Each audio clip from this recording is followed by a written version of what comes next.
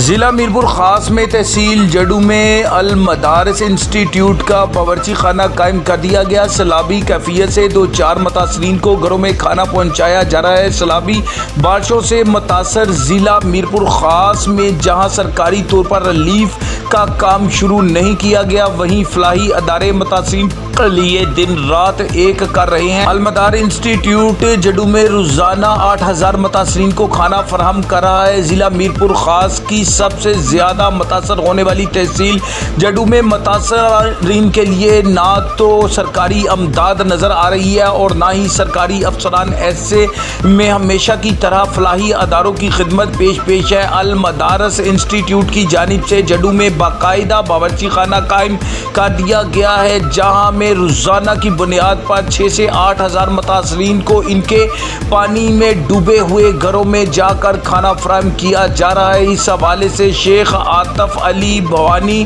آصم معیز، احمد جام فصیح، اشر bag, Usama Chauhan, اعزاز شروع اور نور احمد لاشاری نے بتایا کہ مخیر حضرات دن رات ہماری مدد کر رہے ہیں۔ ہمارے ادارے کی جانب سے جڈو کے متاثرین کے لیے کشتیوں میں ریلیف کا کام سر انجام دیا جا رہا ہے۔ اب ہمارے ادارے کے جڈو میں قائم کردہ باورچی خانے میں دن رات کھانا پکایا جا رہا ہے۔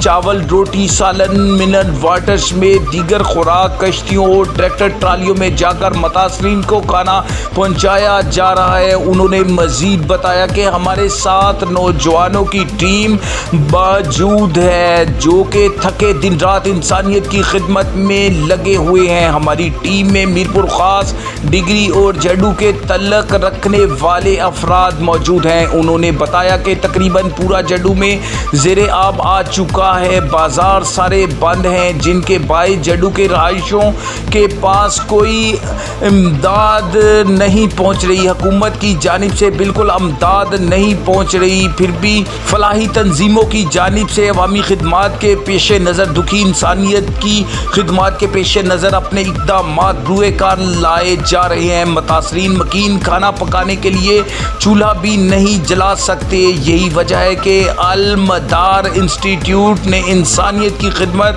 کرنے کے جذبے کے تحت باورچی خانہ قائم کر دیا ہے۔ الحمدللہ ہمارے کام اور کراچی، حیدرآباد سے تعلق رکھنے والے مخیر حضرات بھی اپنا حصہ ڈال رہے ہیں۔ ہماری حکومت سے اپیل ہے کہ وہ بھی فوری طور پر ایک آرمی اور نیوی کی طرح ریلیف کاموں میں حصہ لے تاکہ سیلاب سے متاثر افراد کے گھروں سے نارمل زندگی کی طرح آ جائیں۔